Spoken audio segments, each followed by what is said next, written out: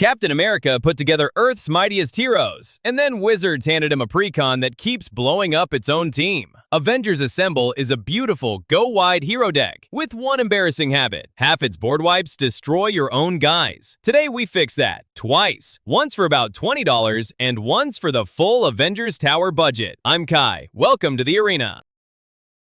Here's what this deck wants to do. And it's gloriously simple. Captain America, Team Leader, is a 3-mana Jeskai commander. Red, white, blue. And every time another hero shows up, that hero comes in with Vigilance and Haste, and drops a +1 counter on itself and on Cap. So you flood the board with heroes, they attack the turn they land, they hold the fort on defense, and the whole team snowballs bigger every single turn. Play heroes, stack counters, swing wide. That's the entire mission.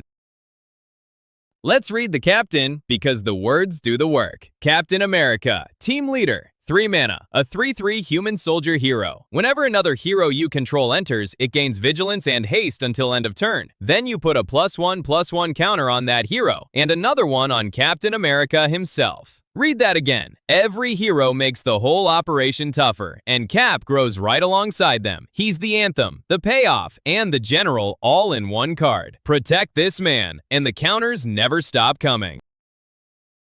Out of the box, it's a blast, but the reviewers all land on the same 3 problems. 1, and this is the big one, the deck runs board wipes that wreck your own team. Avenge literally reads destroy all creatures in a deck whose entire plan is a wide board. That's a self-destruct button. 2, no protection and thin card draw, so a single opposing wrath ends you, and you run out of gas trying to rebuild. And 3, almost no way to actually close. It just chips in combat damage and hopes. We fix all 3 today. We're not rebuilding the Avengers, we're teaching them to win. First, the budget package. 10 swaps, about $19, and every single card is under $5. Let's take them one at a time. Skullclamp is the headliner. 1 mana to equip, and when that creature dies, you draw 2. And because Cap hands out counters, the clamp barely even kills your heroes. This is the card draw the deck was begging for. Shared Animosity turns a wide hero board into a one-shot kill. Every attacker pumps every other attacker that shares a type. It's in for love on the battlefield, which only ever rewarded attacking with exactly 2. Vanquisher's banner names hero and does 2 jobs at once. It buffs the whole team and draws you a card every single time you cast a hero. Felidar Retreat is an engine on every land drop. Make a body to go wider, or put a counter on your entire board with Vigilance. Either mode is exactly what this deck wants. Path to Exile, the gold standard 1 mana removal. Clear the key blocker, then swing for the fences. Generous Gift answers anything. A rival commander, a planeswalker, an artifact, at instant speed for 2 mana. Total flexibility. Chaos Warp is Red's catch-all. It's the cleanest way this deck has to blow up an enchantment or a planeswalker it otherwise just can't touch.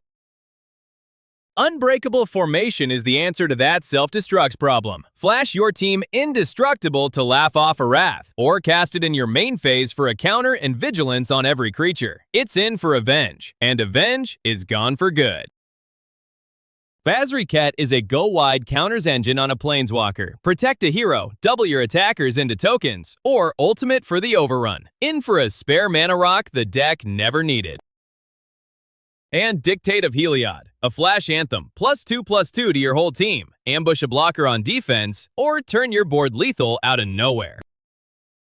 That's the budget 10. And here's the full ledger. Everything heading home to make room. The community's most cut cards go. Hero's Blade, Love on the Battlefield, Make Your Move, and critically, Avenge. That self-destruct button leaves for good.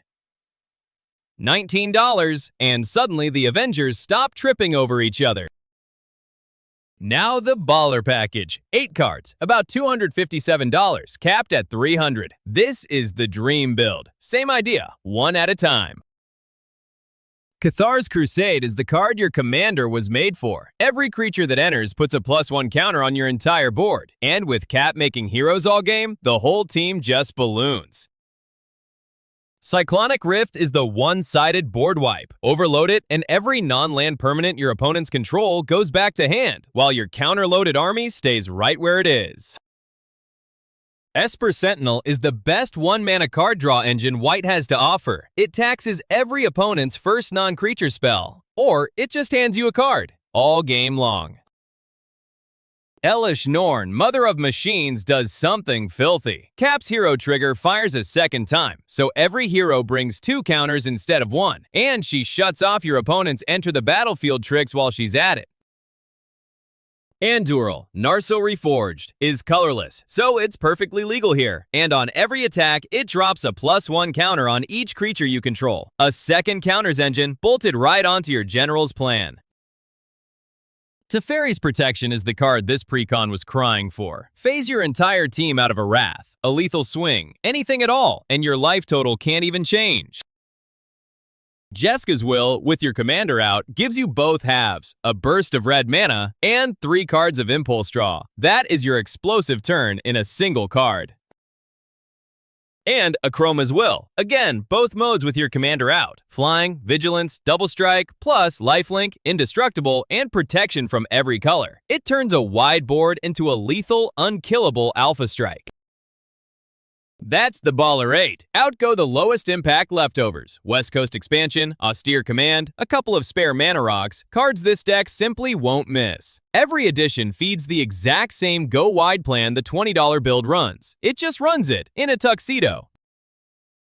One thing you'll notice, we didn't swap a single land, and that's on purpose. A premium 3-color mana base costs real money for a payoff you barely feel, so those dollars do far more on the cards that actually win the game. And the precon's mana already runs fine out of the box. In fact, we went the other way and trimmed the excess, cutting 5 of its mana rocks for real threats, because a 3-mana commander does not need 8 rocks. If you'd want a full mana curve breakdown for this exact deck, tell me in the comments, and I'll put one together.